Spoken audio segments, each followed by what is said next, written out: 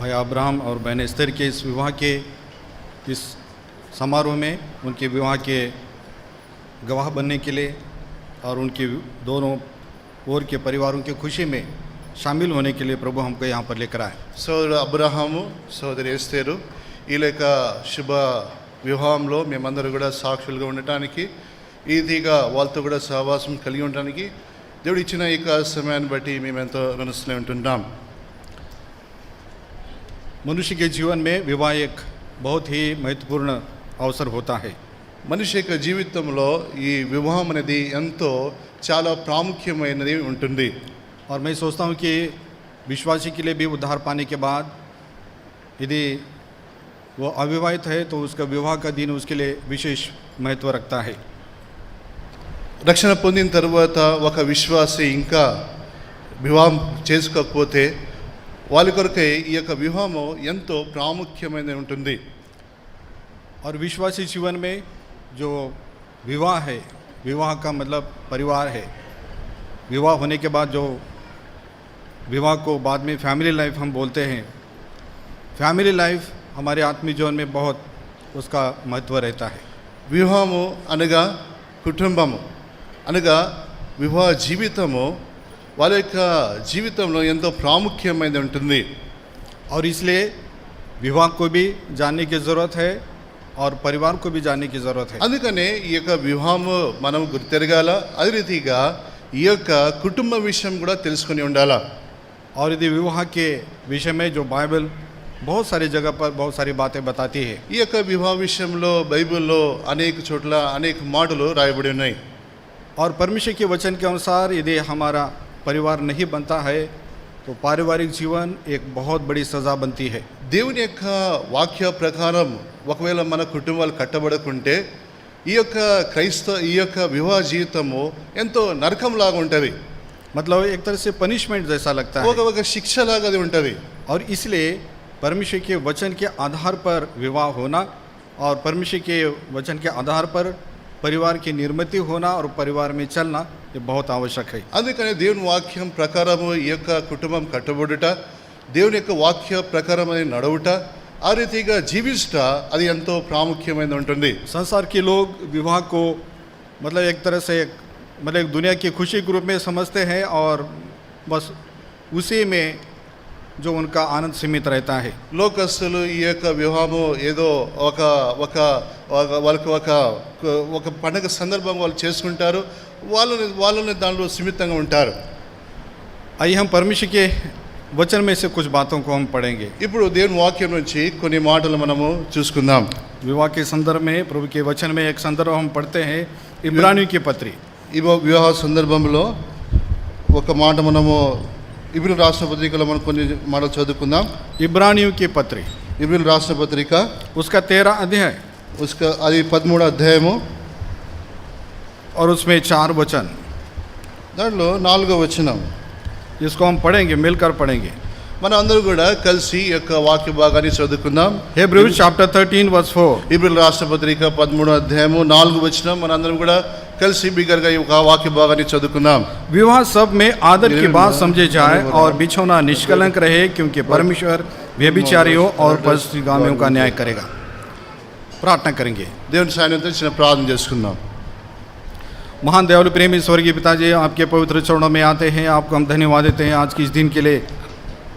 भाई अब्राहम बहन एस्तर के इस विवाह के इस दिन के लिए धन्यवाद है प्रभु। उनके विवाह के गवाह बनने के लिए और उनके विवाह की खुशी में शामिल होने के लिए, आपकी महिमा करने के लिए आपने हम सबको यहाँ पर इकट्ठा किया है। बहुत बहुत धन्यवाद देते हैं प्रभु आपकी जीवित वचन के लिए जो आपने हमारी भाषाओं में हमको दिया है। आपकी आत्मा के द्वारा लिखे हुए इस वचन के लिए हम धन्यवाद देते हैं। प्रार्थना करते हैं आपके वचन को देने के लिए, अनुवाद करने के लिए हम दोनों भाइयों की सहायता कीजिए। प्रार्थना करते हैं प्रभु इस दंपति को, अब्राहम को और एस्तर को, जो विवाह में फैमिली लाइफ में जुड़ने के लिए जा रहे हैं प्रभु, विशेष रूप से आप उनको आशीष दीजिए। आपके हाथों में देते हुए इस प्रार्थना को प्रभु यीशु मसीह के नाम से आपके चरणों में लाते सुनो स्वीकार कीजिए। आमीन। इब्रानी के पत्री के 13 अध्याय के 4 वचन में हम पढ़ते हैं, विवाह सब में आदर की बात समझी जाए। మనము ఇబ్రిల్ రాష్ట్ర పత్రిక 13వ అధ్యాయము 4వ వచనం చదువుకున్న భాగం ఏంటంటే వివాహము అన్నిటిలో ఘనమైంది అని చెప్పబడును కాదు. हिंदी में लिखा है कि विवाह आदर की बात है। తెలుగులో ఈ వివాహము ఘనమైంది అని రాయబడింది. मतलब उसको विवाह एक आदर का विषय, रेस्पेक्ट, मतलब ऑनर है वो उसमें। చూడండి, వివాహం అంటే అది ఘనమైంది అనగా గౌరవించుట, సమ్మానించుట, అది అట్లా అనుకోవచ్చు. परमेश्वर के वचन में हम पढ़ते हैं कि कौन सा विवाह है जो जिसको परमेश्वर आदर से देखता है। చూడండి, దేవుని యొక్క పరిశుద్ధ గ్రంథం నుండి మనము చూస్తే దేవుడు ఏ వివాహాన్ని ఇది ఘనంగా ఆయన ఎంచుతున్నాడు. दुनिया में बहुत लोग विवाह करते हैं और यहाँ पर बैठे हुए बहुत सारे लोग विवाहित हैं। చూడండి, లోకంలో చాలా మంది వివాహం చేసుకుంటారు. ఇక్కడ కూర్చున్న వాళ్ళు కూడా చాలా మంది వివాహము చేసుకున్న వారు ఉన్నారు. और कितने सारे जवान लोग हैं जिनका आगे चलकर विवाह होने वाला है। చాలా మంది యవనస్తులు కూడా ఉన్నారు, ముందుకు వెళ్ళి వాళ్ళు కూడా వివాహం చేసుకుంటారు. लेकिन परमेश्वर के वचन के अनुसार बाइबल किसको एक आदर की योग्य विवाह मानती है? అయితే దేవుని యొక్క వాక్యానుసారంగా దేవుడు ఏ వివాహాన్ని అది ఘనమైంది ఎంచుతాడు. परमेश्वर के वचन में ऐसे अनेक परिवारों के बारे में पढ़ते हैं, ऐसे अनेक विवाहों के बारे में पढ़ते हैं जिसको आदर के रूप में देखा गया है। దేవుని యొక్క వాక్యంలో అనేకమైన ఇటువంటి కుటుంబాలను మనం చూస్తున్నాం, అనేకమైన అటువంటి వివాహాలు మనం చూస్తున్నాము. అదేదైతే ఆ యొక్క వివాహము ఘనంగా ఎంచబడి ఉంటుంది. आदर योग्य विवाह में एक का नाम लिया जाता है जिसको हम बहुत आदर से देखते हैं, और वो ఇసాక్ और रिबका का विवाह है। చూడండి, ఈ యొక్క ఘనమైన వివాహంలో ఒక పేరు మనము తరచుగా తీసుకుంటాం. ఆ యొక్క వివాహ వాళ్ళ యొక్క పేర్లు ఏంటంటే ఇసాకు, రిబికా. और इसलिए हम बहुत बार उनके विवाह के बारे में अक्सर विवाह के समारोह में उसका उल्लेख करते हैं। ఇటువంటి యొక్క వివాహ సందర్భంలో, ఇటువంటి ఈ యొక్క సమయంలో మనం చాలా మర్యాదలో వాళ్ళ యొక్క పేర్లు గుర్తు జ్ఞాపకం చేసుకుంటాం. बहुत सारे लोग उनके जीवन में एक आदर के विवाह की बात पाई जाती है, लेकिन एक आदर की पारिवारिक लाइफ, फैमिली लाइफ नहीं रहती है। చూడండి, చాలా మంది యొక్క జీవితంలో ఇది ఘనంగా ఎంచబడుతుంది, కానీ వాళ్ళ యొక్క కుటుంబ జీవితం ఆ రీతి కట్టబడదు. मतलब आदर्श का विवाह वहाँ पर देखा जाता है, लेकिन आदर्श का पारिवारिक जीवन नहीं देखा जाता है। అది మాదిరికరమైన వివాహం అయితే చూస్తారు కానీ మాదిరికరమైన కుటుంబం అక్కడ కనపడదు. इसाक और रिबका के बारे में देखें तो उनका विवाह एक आदर की योग्य है, लेकिन उनका फैमिली लाइफ आदर की योग्य नहीं है। చూడండి, ఇసాక రిబ్కా వీళ్ళ యొక్క కుటుంబ వివాహము వాళ్ళ యొక్క ఆదర్శమైనది. కుటుంబ ఆ యొక్క వివాహం ఉంటుంది కానీ వాళ్ళ కుటుంబం మాత్రము అది ఆదర్శంగా లేదు. उनका परिवार उतना आदर्श योग्य नहीं है। వాళ్ళ కుటుంబము ఆ రీతిగా మాదిరికరంగా లేదు. मतलब ये है कि फैमिली लाइफ में, पारिवारिक जीवन में कुछ बातें बहुत महत्वपूर्ण रहती है और वहाँ पर उन बातों को हम नहीं देखते हैं। చూడండి, కుటుంబ జీవితంలో కొన్ని విషయాలు చాలా ప్రాముఖ్యమైనవి ఉంటాయి కానీ దాని విషయంలో మన యొక్క జీవితంలో అది కనపరుచుకోం. हम परमेश्वर के वचन में से देखेंगे कि उनका विवाह आदर के एक आदर्श विवाह कैसे है, और वचन में से देखेंगे कि उनका पारिवारिक जीवन आदर्श का क्यों नहीं है। చూడండి, దేవుని వాక్యానుసారంగా రిబ్కా ఇసాక్ యొక్క వివాహము ఏ రీతిగా మాదిరికరంగా ఉందో, వాళ్ళ యొక్క కుటుంబ జీవితము ఏ రీతిగా మాదిరిగా లేదో ఈ విషయాలు మనం వాక్యానుసారంగా చూస్తాం. अब विवाह इसाक और रिबका के बारे में यदि एक आदर्श का विवाह यदि देखें तो उसमें मैं 3 बातें आपको बताना चाहता हूँ। చూడండి, ఇసాకు, రిబ్కా వీళ్ళ యొక్క వివాహము ఎంతో ఆదర్శంగా ఉంది అని దానికి 3 విషయాలు మీ ముందు పెట్టాలని ఆశిస్తున్నాను. 3 बातें बहुत ही महत्वपूर्ण जो उनके विवाह के संदर्भ में लिखी गई है। వాళ్ళ యొక్క వివాహ సందర్భంలో రాయబడిన 3 మాటలు చాలా ప్రాముఖ్యమైనవి ఉంటుంది. पहली बात यह है कि इसहाक का जो विवाह होता है, इब्राहिम अपनी सेवक से एलियाजर से कहता है कि मेरे कुटुंब में जाकर वहाँ से मेरे बेटे के लिए पत्नी लेकर आना। చూడండి, మొదటి విషయం ఏంటంటే తన యొక్క వివాహం విషయంలో అది ఎందుకు మాదిరికరంగా ఉంది అని మనం చూడాలంటే, మొదటి విషయం ఏంటంటే అబ్రహాము తన యొక్క సేవకుడైన ఎలియేజర్కు నా యొక్క ఇస్సాకు, నా కుమారుడు కోసం ఒక పెళ్లి కూతుర్ని వెతకాలని ఆయన పంపుతాడు. यहाँ पर हम उत्पत्ति की पुस्तक की 24 अध्याय में पढ़ते हैं। ఆది కాండము 24 అధ్యాయంలో ఈ మాటను మనం చదువుకుంటున్నాం. बुक ऑफ जेनेसिस चैप्टर 24 చూడండి, ఈ యొక్క ఆది కాండము 24 అధ్యాయము वर्स 3 and 4 में देखते हैं। చూడండి, 3-4 వచనాల్లో ఈ మాటను మనం చదువుకుంటాం. और मुझसे आकाश और पृथ्वी के परमेश्वर यहोवा की इस विषय में शपथ खा कि तू मेरे पुत्र के लिए कनानियों की लड़कियों में से जिनके बीच में मैं रहता हूँ किसी को न ले आएगा। पढ़। तेलुगु नहीं है क्या? हाँ, पढ़ो। अरे तेलुगु पढ़ते नहीं आप? और फिर किसी को तो पढ़ना पड़ेगा। ठीक है, फिर तेलुगु मैनेज करो। मैं ओके, डजंट मैटर, मैनेज करो। हाँ। 4 वचन में हम पढ़ते हैं, आप अपने अपनी भाषा में पढ़िएगा। మీరు మీ యొక్క సొంత భాషలో చదివి 4వ వచనం మనం చదువుకుందాం। मिलकर पढ़ेंगे 4 वचन। 4వ వచనం మనం అందరం కలిసి చదువుకుందాం। परंतु तू मेरे देश में मेरे ही कुटुंबियों के पास जाकर मेरे पुत्र इसहाक के लिए एक पत्नी लेकर आएगा। यहाँ पर इब्राहिम अपने सेवक इलियाजर से एक बात कह रहा है और अपने सेवक से प्रॉमिस करने के लिए बात कर रहा है। చూడండి, ఇక్కడ తన అబ్రహాము తన సేవకుడైన ఎలియజర్తో ఆయన తన యొక్క కుమారుడి విషయంలో పెళ్లి కుమార్తె విషయంలో మాట్లాడుతున్నాడు। అదే విషయంలో ఒక ఆయన ప్రమాణం చేయమని కోరుకుంటున్నాడు। मतलब ये कह रहा है कि मेरे बेटे इसहाक के लिए जो उसकी जो जीवन साथी नहीं होगी वो अन्य जातियों में से नहीं होगी। మొదటి విషయం ఏం చెప్తున్నాడంటే నా కుమారుడు ఇస్సాకు ఏ పెళ్లి కుమార్తె కావాలనో అది అన్య జనాంగం నుంచి అవసరం లేదు।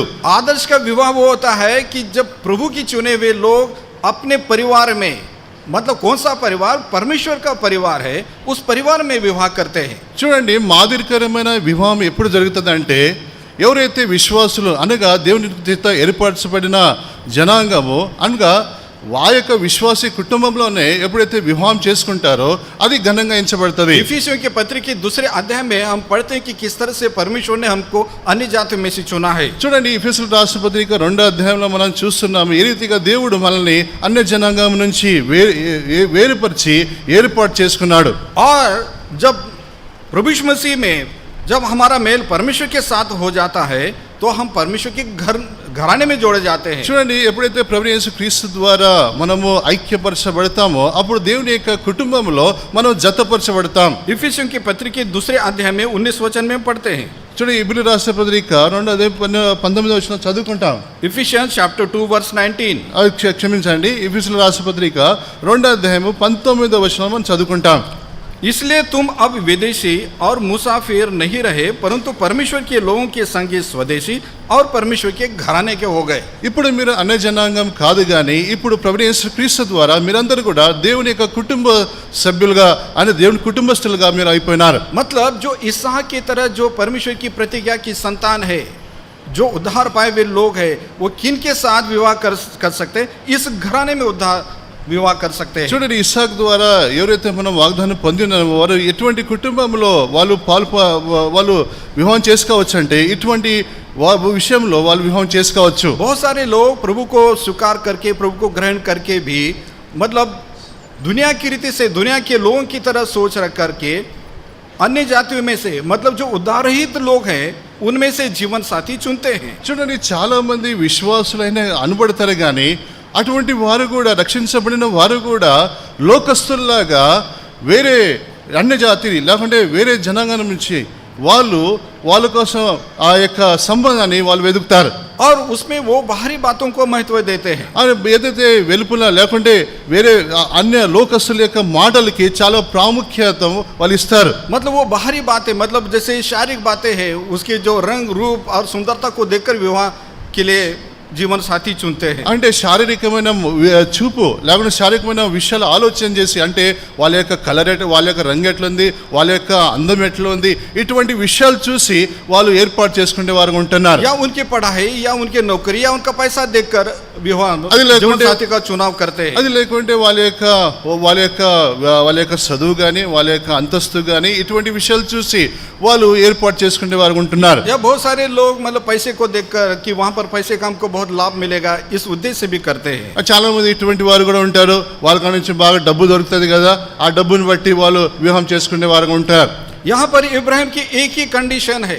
ఇక్కడ అబ్రహాం యొక్క ఒకటే షరతు, अपने बेटे के लिए एक ही कंडीशन रख रहा है, ఆయన కుమారు కోసం వివాహనిమిత్తే ఒకటే షరతు పెడుతున్నాడు. मेरे बेटे का विवाह होना तो मेरे परिवार में जाकर मेरे कुटुंबियों के पास जाकर वहां से लड़की को నా लेकर యొక్క కుమారుడు యొక్క వివాహం జరగాలంటే నా యొక్క సంబంధికులు నా యొక్క కుటుంబంలో నుంచే ఆ యొక్క పెళ్లి కుమార్తెను తీసుకొని రావడాలి. अन्य जाति में से जो आजू बाजू में लोग रहते हैं उनमें से कितनी भी लड़कियां सुंदर हो, कितनी भी पढ़ी लिखी हो और कितनी भी दुनिया की विशेषता उनके अंदर हो, मैं अपने बेटे के लिए उस तरह की लड़की मैं नहीं ले सकता हूँ. అన్న జనాంగంలో ఉండి ఆ కుమార్తె ఎంత అందంగా ఉన్నా, ఎంత రంగు ఉన్నా, ఎంత రూపు ఉన్నా, లేకుంటే ఎంత డబ్బు ఉన్నా, ఎంత హోదా, ఎంత ఆస్తులు ఉన్నా కూడా అటువంటి కుటుంబం నుంచి నా యొక్క కుమారుడు కొరకై నువ్వు యొక్క పెళ్లి కుమార్తెను తీసుకొని రావద్దు. वास्तव में यदि उद्धार पाया हुआ एक लड़का, वास्तव में उद्धार पाई हुई लड़की केवल उद्धार पाए हुए जन से ही विवाह कर सकती है और वही आदर्श का विवाह होता है. చూడండి, నిజంగా రక్షించబడిన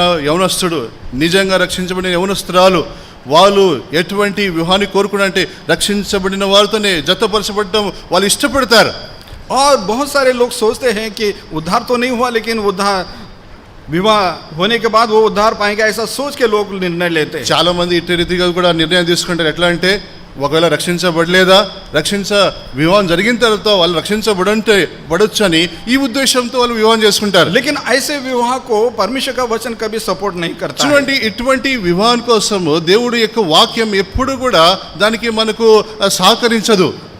अब यहाँ पर हम देखते हैं कि अब्राहम अपने सेवक को एलियाजर को उसके घर वालों के पास, मतलब उसके कुटुंबियों के पास भेजता है. ఇక్కడ అబ్రహాము తన సేవకుడైన ఎలియేజర్ని ఎక్కడ పంపుతున్నాడు? తన యొక్క కుటుంబీయులు లేకుంటే తన యొక్క కుటుంబీయుల దగ్గర పంపుతున్నాడు.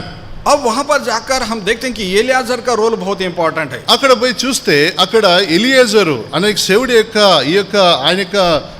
ఆ యొక్క వ్యవహారం ఎంతో చాలా ప్రాముఖ్యమైనది. मतलब एलियाजर के अंदर वो विवाह के आदर्श की एक दूसरी बात उसकी सेवकाई में हम देखते हैं. ఎలియేజర్లో ఆ యొక్క ఘనమైన వివాహం కొరకే విషయం ఉన్న రెండో విషయాన్ని మనం ఎలియేజర్లో చూడగలము.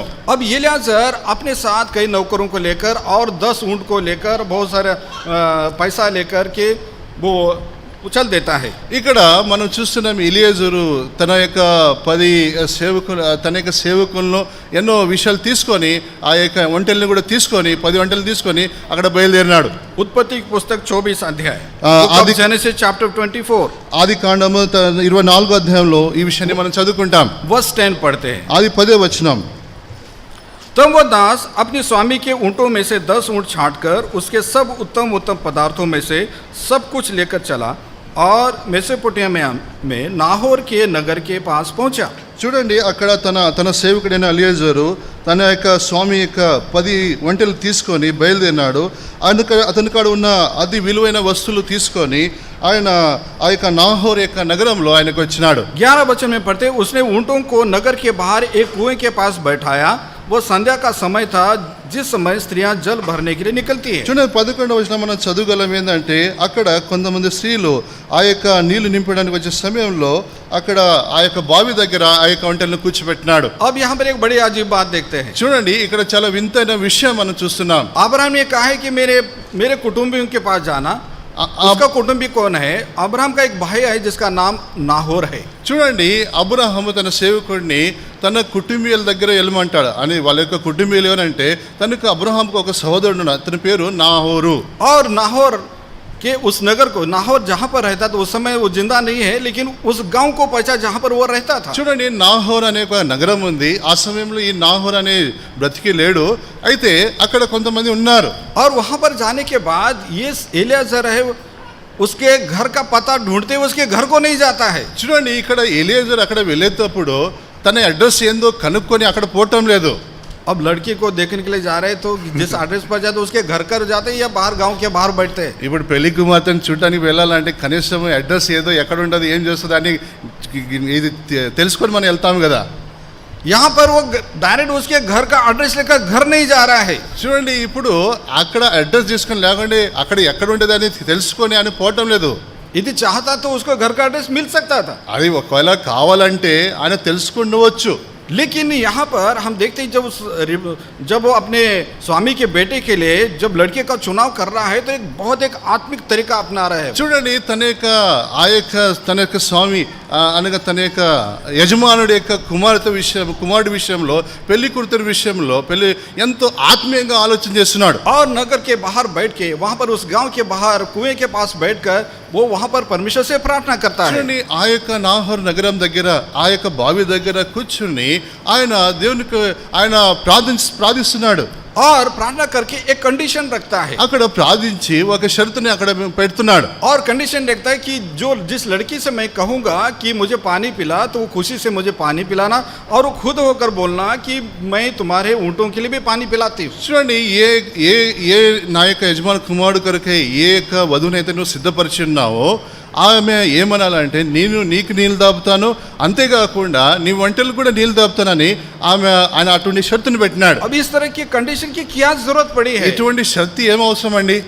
मतलब ये है कि डायरेक्ट उसके घर में जाकर लड़की को देखकर वो पसंद कर सकता था और बात को पक्की कर सकता था। చూడండి ఆయనకి బంధువులు కాబట్టి ఆయన నేరుగా వెళ్ళి ఇంట్లో పోయి ఆడ మాట్లాడి ఆ యొక్క సంబంధాన్ని ఫిక్స్ చేసేవాడు కానీ అటువంటి పని చేయలేదు। लेकिन यहाँ पर वो अपने स्वामी के लिए मतलब इसहाक के लिए एक ऐसी पत्नी चाहता है और वहाँ पर उसका एक नेचर उसका स्वभाव की वो परख कर रहा है। చూడండి తన యొక్క కుమారుడు యొక్క విషయంలో అబ్రహాం యొక్క కుమారుడు ఇసాక్ విషయంలో ఒక ఆత్మీయమైన స్వభావం కలిగిన వ్యక్తి కావాలి। लड़की के बारे ఆ యొక్క కుమార్తె యొక్క స్వభావం విషయంలో తెలుసుకోవాలని ఆయన ఇష్టపడుతున్నాడు। मतलब अब्राहम चाहता है कि मेरे कुटुंब में से हो, इसहाक चाहता है कि अच्छे नेचर वाले हो। అది చూడండి అక్కడ एलीआजर चाहता अच्छे नेचर वाले हो। చూడండి ఆ మంచి స్వభావం గల వాళ్ళది నా యొక్క కుటుంబంలో నుంచి ఉండాలని ఆయన కోరిక।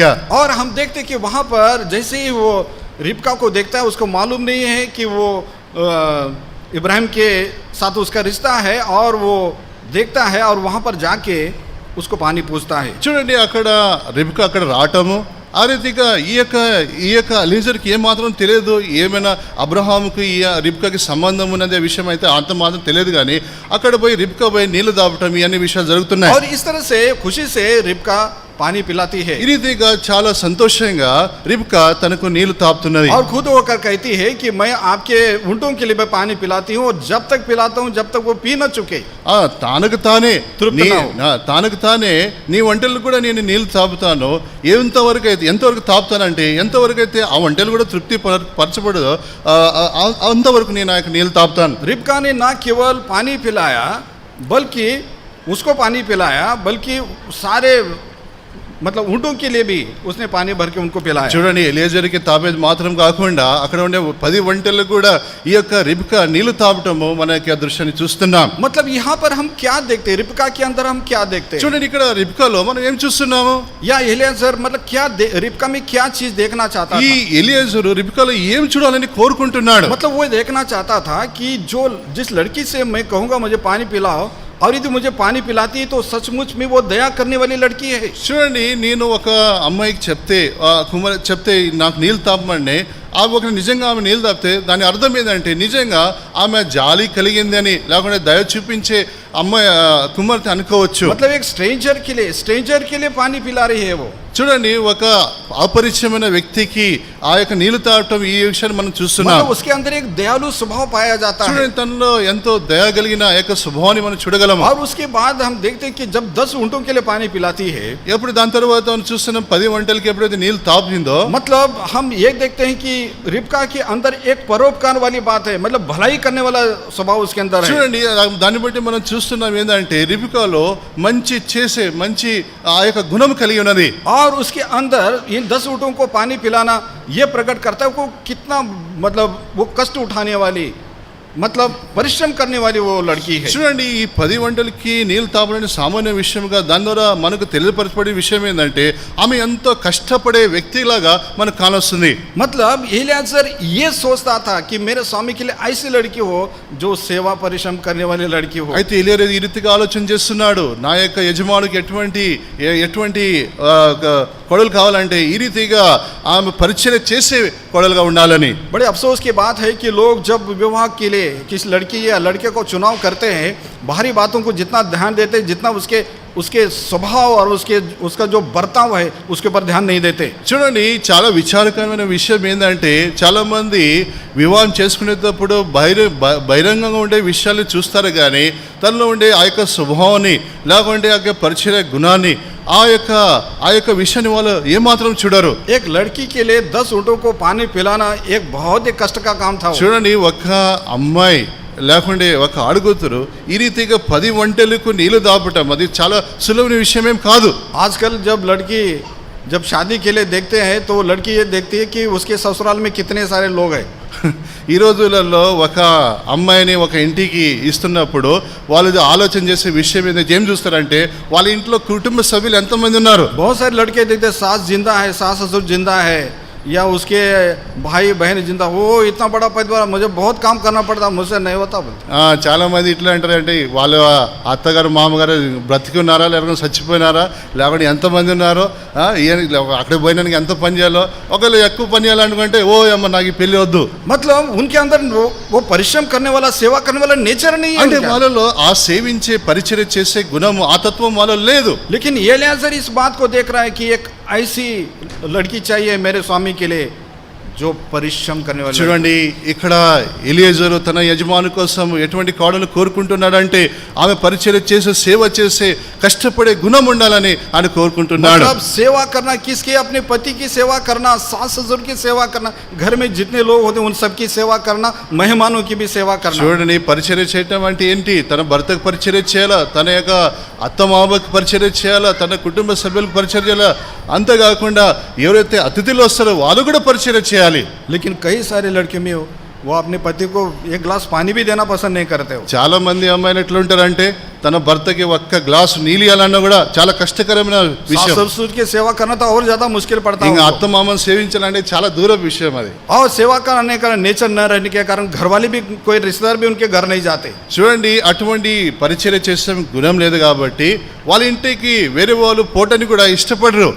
यहाँ पर एलियाजर उस कुएं के पास बैठकर एक शर्त रखता है, చూడండి, सेवा करने वाली लड़की होना. చూడండి, ఆ యొక్క బావి దగ్గర కూర్చొని ఈ యొక్క ఎలియేజర్ కోరుకున్న విషయం ఏంటంటే అమ్మాయిలు ఆమె సేవించే పరిచర్య చేసే గుణం ఉండాలి.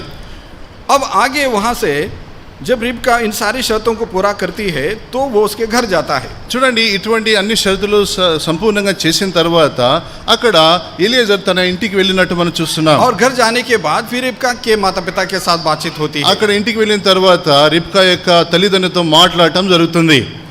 और बातचीत सब होने के बाद फिर रिबका के माता पिता भी मतलब సాటిస్ఫై होते हैं. చూడండి, అక్కడ మాటలు జరిగిన తర్వాత అక్కడ రిబ్కా యొక్క తల్లిదండ్రులు కూడా అందరూ కూడా సమాధానం పొందినట్లు మనం చూస్తున్నాం. और रिबका का भाई बोलता है चैप्टर 24 में वर्स 50 में, तब लाबान और बतूएल ने उत्तर दिया, ये बात यहोवा की ओर से हुई है, जो हम लोग तुझसे न तो भला कह सकते न बुरा.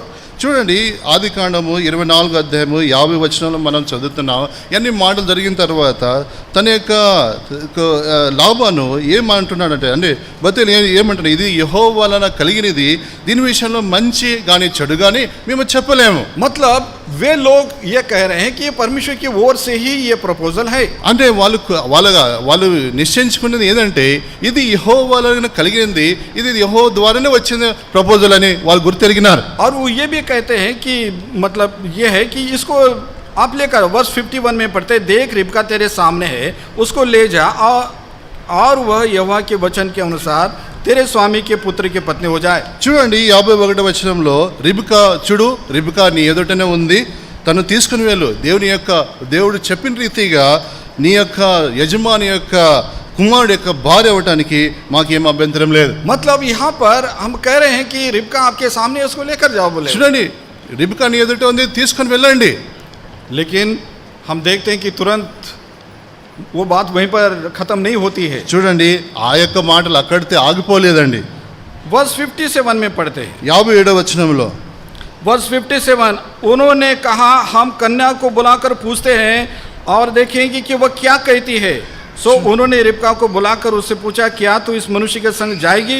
उसने कहा, हाँ मैं जाऊंगी. అయితే వాళ్ళు అన్నారంటే మేము కుమార్తెను అడుగుతాము ఆమె ఏమంటదని. అయితే 58వ వచనంలో వారు ఈ విషయము తనతో అడిగినప్పుడు నేను వీళ్ళతో నువ్వు వెళతావని అడిగినప్పుడు నేను వెళతానని ఆమె ఒప్పుకున్నది. मतलब यहाँ पर हम देखते कि रिबका खुद कहती है कि हाँ मैं जाने के लिए तैयार हूँ, मतलब मैं इस प्रपोजल को स्वीकार करने के लिए तैयार हूँ. చూడండి, ఆమె నేను వెళ్ళటానికి ఇష్టపడుతున్నాననే మాట అన్నప్పుడు దాని అర్థం ఏంటంటే ఇది యెహోవాతో కలిగిన ఇక సంబంధం అని ఆమె గుర్తెరిగింది. इसका मतलब आदर्श का विवाह वो होता है जहाँ पर दोनों की सम्मति हो. जबरदस्ती से माता पिता ने अपने विचार को उनके ऊपर नहीं थोपा है. చూడండి, మాదిరికరమైన వివాహం, ఘనమైన వివాహం ఏదంటదంటే ఎవరైతే వాళ్ళు బలవంతము కాకుండా అంటే తల్లిదండ్రులు బలవంతం చేసి ఒప్పించి చేయటము అది కాదు. వాళ్ళు ఇరువురు సమాధానం కలిగి ఒప్పించబడుట. माता पिता को शांति रहने से भी उन्होंने रिबका को बुलाकर पूछा, बेटी क्या तुमको यह प्रपोजल कबूल है? చూడండి, తల్లిదండ్రులకి సమాధానం ఉండనట్లు ఆమె కుమార్తెని పిలిచి కుమార్తె నీకు ఈ యొక్క సంబంధం ఇష్టమా అని అడిగిండ్రు. प्रिय भाई बहनों, हमेशा जवान बच्चों का विवाह करते समय आप जरूर उनका खुद का पर्सनल डिसीजन लीजिए. अपने डिसीजंस को कभी भी उनके ऊपर मत थोपिए. ప్రియులారా, ఒక విషయం జ్ఞాపకం పెట్టుకోండి.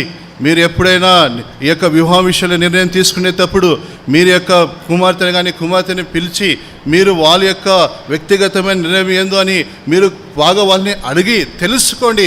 దాని తర్వాత నేను విషయంలో నిర్ణయం తీసుకోండి. और यहाँ पर बतूएल और लाबान इस तरह से रिबका से पूछ रहे हैं. ఈ రీతిగా బతువేలు లాబాను వాళ్ళు రిబ్కాతో అడుగుతున్నారు. और उसने कहा कि हाँ मुझे कबूल, मैं जाऊंगी. बोल, అవును, నాకు ఇష్టమే, నేను వెళుతానని ఆమె చెబుతుంది. बहुत बार यदि ऐसा नहीं होता तो बहुत सारे लोग जहाँ पर ऐसा नहीं करते तो बाद में पति पत्नी में जब खटक जाते ना, मेरे माँ बाप ने जबरदस्ती किया इसलिए मैंने तुमसे शादी किया. बोल, చూడండి, చాలా సందర్భాల్లో ఈ రీతిగా చేయకపోతే వివాహం జరిగిన తర్వాత ఏమైనా సమస్య వచ్చింది అనుకోండి, అప్పుడు నాకు నా తల్లిదండ్రులు బలవంతం చేసినారు అందుకనే వాళ్ళంతా నేరం అంతా తల్లిదండ్రులు వినేస్తారు. और हमेशा ये बातें कुछ लोग तो बात में बोलते हैं, मेरी तो इच्छा नहीं थी, मुझे जबरदस्ती किया गया इसलिए मैंने शादी किया. ఎప్పుడు అడిగినా ఏమి సమస్య వచ్చినా నాకైతే అసలు ఈ పెళ్లి ఇష్టమే లేదు, నేను అసలు చేసుకోబుద్ధి కాలేదు, నాకు ఈ పెళ్లి ఇష్టమే లేదు. मतलब हम यहाँ पर हम देखते हैं कि आदर्श का विवाह है और आदर्श के विवाह में ये बात पाई जाती है कि कैसे मतलब परमेश्वर के कुटुंब में शादी हुई है और यहाँ पर स्वभाव का भी ध्यान रखा गया बाहरी सुंदरता के से बढ़कर, और अपना खुद का निर्णय भी वहाँ पर చూడండి, మాదిరికరమైన కుటుంబ విషయాలు మనం 3 విషయాలు చూస్తూ వచ్చినాము. అక్కడ కుటుంబ విషయంలో ఆలోచన చేసినారు, ఆ యొక్క అమ్మాయి విషయ గుణం లేకుంటే స్వభావం విషయం ఆలోచన చేస్తూ వచ్చినారు. అదే రీతిగా వాళ్ళ యొక్క సహకారం లేకపోతే వాళ్ళ యొక్క ఒప్పింపబడుట ఈ విషయాలు కూడా మనం చూస్తూ వచ్చినాం. मैं ऐसा सोचता हूँ कि रिबका भी चाहे भले ही कितनी सुंदर थी और यदि एलियाजर के अनुसार यदि वो पानी नहीं पिलाती तो उसको नकार सकता था वो. చూడండి, ఈ రిబ్కా ఎంత అందగతే ఒకవేళ ఆమెకు ఇష్టం లేకుండా ఎలియజర్ అడిగినప్పుడు అది కాదని చెప్పవచ్చు. नहीं यदि पानी नहीं पिलाती तो यदि रिबका पानी नहीं पिलाती तो वो इनकार कर सकता था वो. క్షమించండి, రిబ్కా ఒకవేళ నీళ్లు తాపకపోతే ఇది ఈ యొక్క ప్రపోజల్ వద్దని చెప్పవచ్చు. भले ही रिबका के बारे में भी लिखा हुआ कि वो दिखने में बहुत सुंदर थी और कन्या थी, बहुत सारी बातें हैं. చూడండి, రిబ్కా విషయంలో ఆమె చాలా అందంగా ఉన్నది, కుమార్తెగా ఉన్నది, ఇవన్నీ విషయాలు చాలా విషయాలు రాబోయి, అవన్నీ ఏం లాభం ఉండకపోవచ్చు. मतलब हम देखते हैं कि आदर्श के विवाह में ये बातें शामिल होती है. చూడండి, ఒక మాదిరికరమైన లేకుంటే ఘనమైన వివాహంలో ఈ యొక్క విషయాలు తప్పకుండా ఉంటాయి. अब ये आदर्श का इनका विवाह था और एक अच्छे परिवार की शुरुआत हुई. చూడండి, ఈ యొక్క మాదిరికరమైన వివాహం జరిగింది, ఇప్పుడు మంచి కుటుంబంగా వాళ్ళు ఆరంభించినారు. जेनेसिस चैप्टर 24 वर्स 67 में पढ़ते हैं. చూడండి, ఆదికాండము 24:67 వచనంలో మనం చదువుకుంటాం. 67 వచనం. तब इसहाक रिबका को अपनी माता सारा के तंबू में ले आया और उसको ब्याह कर उससे प्रेम किया और इसहाक को माता की मृत्यु के पश्चात शांति हुई. చూడండి, దాని తర్వాత ఇస్సాకు తన యొక్క రిబ్కాను అంగీకరించిన తర్వాత తన యొక్క భార్య అయింది. దాని తర్వాత మనం చూస్తున్న తన యొక్క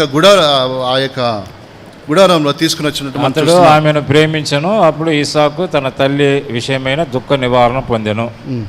यहाँ पर लिखा है कि इसहाक ने रिबका से प्रेम किया बोल के, विवाह करके प्रेम किया बोल के। ఇక్కడ మనం చూస్తున్నాము ఇస్సాకు రిబ్కాని ప్రేమించినట్టు మనం చూస్తున్నాం. मतलब ये है कि वैवाहिक जीवन में वहाँ पर बहुत प्रेम पाया जाता है. చూడండి ఇటువంటి ఈ వివాహ జీవితంలో ఇటువంటి చాలా ప్రేమ మనము చూడగలము. मतलब एक दूसरे से पति पत्नी बहुत प्रेम करते थे. చూడండి ఒక భార్య భర్త వాళ్ళు ఎంతో ప్రేమిస్తున్నారు ఒకరినొకరు.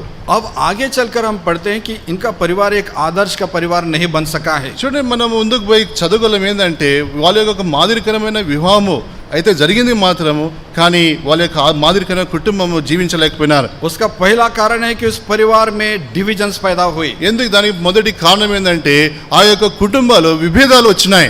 मतलब ये है कि इसहाक जब उनके दो बेटे पैदा हुए और बड़े बेटे से इसहाक प्रेम करता है, छोटे बेटे से रिबका प्रेम करती है. చూడండి వాళ్ళకి ఇద్దరు కుమారులు పుట్టినారు. వాళ్ళ పెద్ద కుమారుడితో ఇసాక్ ప్రేమిస్తున్నాడు. అయితే చిన్న కుమారుడితో తన తల్లి ప్రేమిస్తుంది. वर्स चैप्टर 25 वर्स 28 में पढ़ते हैं. చూడండి మనం 25వ అధ్యాయము 28వ వచనంలో ఈ మాటను చదువుకుంటున్నాం. और इसहाक तो एसाव से अहेर का मांस खाया करता था, इसलिए वह उससे प्रीति रखता था, पर रिबका याकूब से प्रीति रखती थी. చూడండి అక్కడ ఈ యొక్క ఇసాకు ఏసావుతో ప్రేమించినట్టు మనం చూస్తున్నాం. దాని తర్వాత రిబ్కా యాకోబుని ప్రేమించినట్టు మనం చూస్తున్నాం. मतलब यहाँ पर प्रेम को देखकर कैसे बाप माँ बाप के लिए दोनों बेटे बराबर है और जुड़वा बेटे हैं, वो दोनों से प्रेम करना है, लेकिन बाप एक से कर रहे हैं, माँ एक से कर रही है. చూడండి వాళ్ళు ఇద్దరికి తల్లిదండ్రులు కాబట్టి ఇద్దరిని వాళ్ళు ప్రేమించాలి, సమానంగా ప్రేమించాలా. వాళ్ళందరూ జుడే కాబట్టి दोनों के प्रेम में फर्क हो गया. అయితే వాళ్ళిద్దరిలో ఈ యొక్క ప్రేమలో విభేదాలు వచ్చినాయి. इसका मतलब ये है कि जो इसहाक है वो याकूब को पसंद नहीं करता और जो रिबका है वो एसाव को पसंद नहीं करती. ఇక్కడ ఇస్సాకు యాకోబుని నచ్చటం లేదు, అయితే ఇక్కడ రిబ్కా ఏసావుని నచ్చటం లేదు.